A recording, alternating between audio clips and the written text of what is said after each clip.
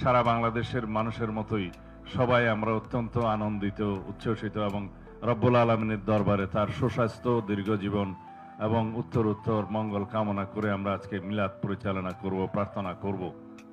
কিন্তু বাংলাদেশের সমসাময়িক রাজনীতির প্রেক্ষাপটে আমরা সমস্ত বিষয়ে দিক নির্দেশনা পাচ্ছি দেশনেত্রী বেগম খালেদা জিয়ার কাছ থেকে। তিনি নির্দেশনা দিয়েছিলেন আলাপ আলোচনার মধ্য দিয়ে ঐক্যমতের ভিত্তিতে গণতন্ত্রের উত্তরণের পথকে সহজতর করতে হবে। তার সেই নির্দেশনা মোতাবেক আমরা সরকারের সাথে আলোচনা করেছি অনেকবার।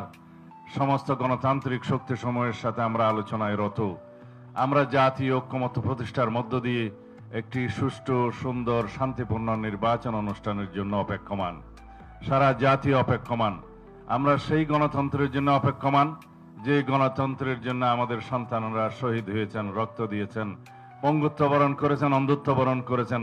আমরা অবিরাম 16-17 বছরের গণতান্ত্রিক সংগ্রাম করেছি। সেই গণতন্ত্রের জন্য আমরা অপেক্ষমান।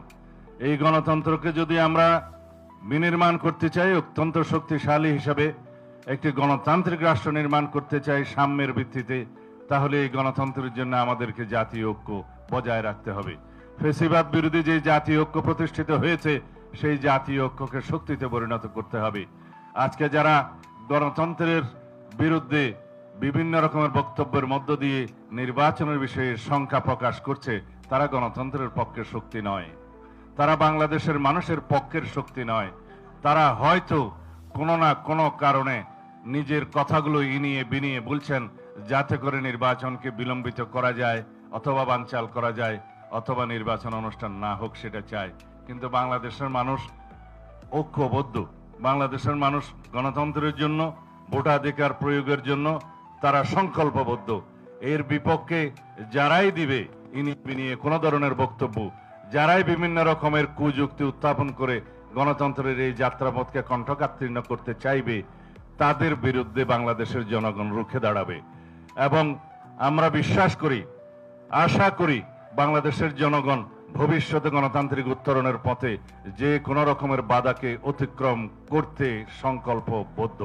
সুতরাং সবাইকে অনুরোধ করব, সব গণতান্ত্রিক শক্তি, সব গণতান্ত্রিক রাজনৈতিক দলকে অনুরোধ করব, আপনারা যেভাবে ঐক্যবদ্ধ হয়েছিলেন ফ্যাসিবাদ বিরোধী গণতান্ত্রিক সংগ্রামে, সেই একই রকম ঐক্য নিয়ে আসুন আগামী নির্বাচনের জন্য। সুষ্ঠু, শান্তিপূর্ণভাবে যেভাবে আমরা নির্বাচন অনুষ্ঠান করতে পারি, সেইভাবে আমরা ঐক্যবদ্ধ থাকি, আলাপ আলোচনা করি এবং তা আমরা গণতান্ত্রিক উত্তরণকে